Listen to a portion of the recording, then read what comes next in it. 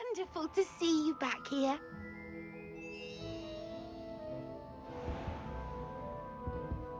Revelio.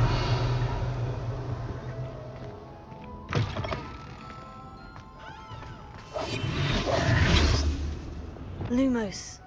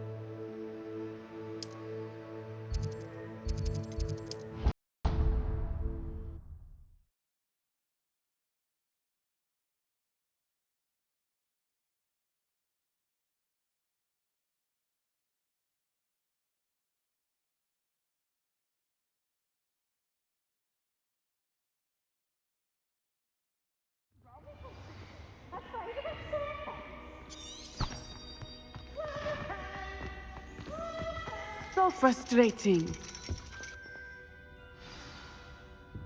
You wanted to speak with me, Mother? I had hoped to speak with you alone, Natsai. Your message mentioned your concern about an unusual creature that was spotted in the woods near Hogsmeade. That could have been anything. You know what it was, Natsai. I am allowed to leave the castle. I am always careful, Mother. Careful. Officer Singer disagrees. She sent me an owl telling me that you have been trying to collect evidence of some kind against dark wizards.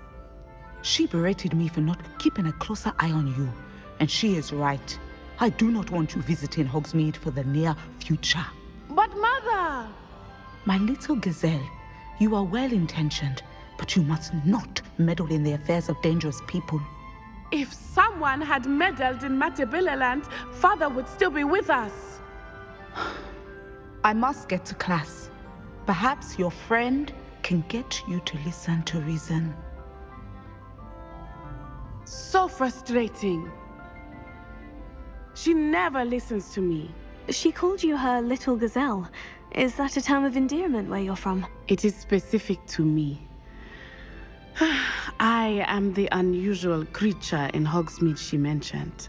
Self-transfiguration is not taught at Hogwarts, so I am gently discouraged from practicing it.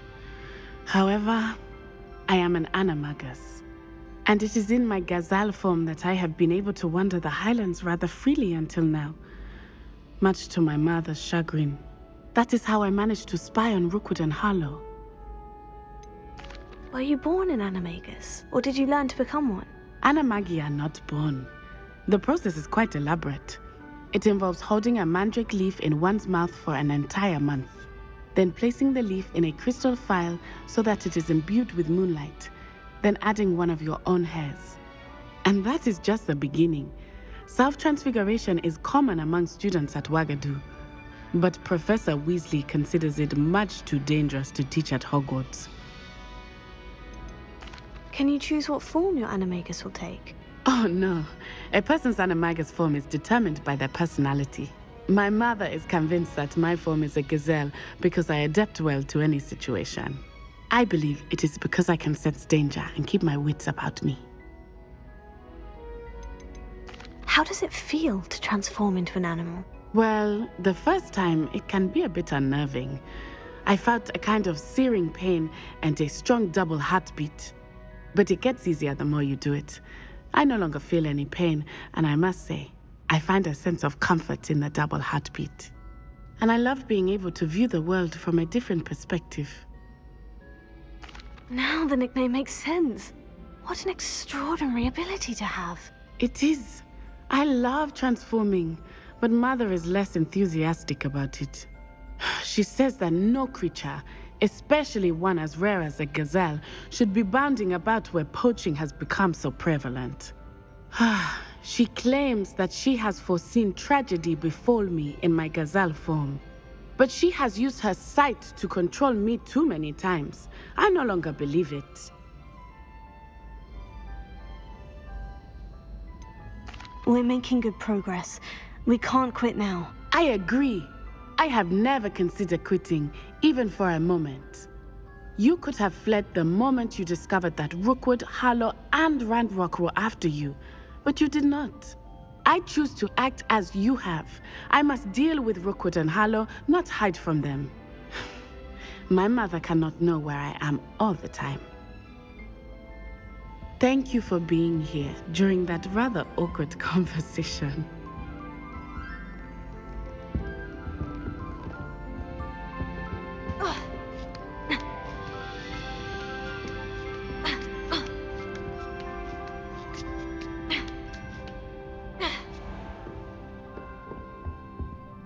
Professor, could you tell me how you and Natty ended up at Hogwarts? I can.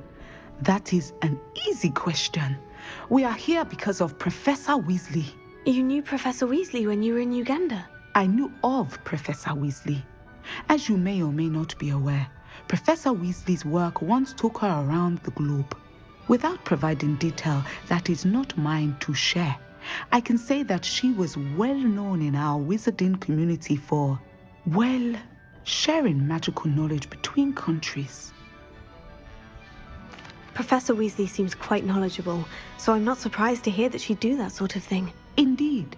Although I suspect there is much about each of your professors that would surprise and impress you. Such exchanges of information, ministry sanctioned or not, have occurred for centuries. It was an African sorcerer, in fact, who shared the unlocking charm with a certain wizard from London. A thief, rather unfortunately. I see. But back to your original question. Professor Weasley had heard of my work and life in Matabeleland and my time teaching at Wagadu. She was deputy headmistress at Hogwarts by then, and when the position of divination professor became available, she contacted me. Her timing was perfect. I had just foreseen a change in Nat's size and my circumstances and knew that we needed to leave Uganda. Natsai was as ready as I was for a new adventure. So, off we went. Natty has spoken of your move. She was quite kind to me my first day here, in Charms. That sounds like Natsai. I'm glad she has found a friend in you. Now, I must return to my work. As I've told Natsai, do be careful. I had a vision earlier this year of her with a friend, flying on winged beasts. Perhaps unsurprisingly, she will neither confirm nor deny my visions, unless it suits her.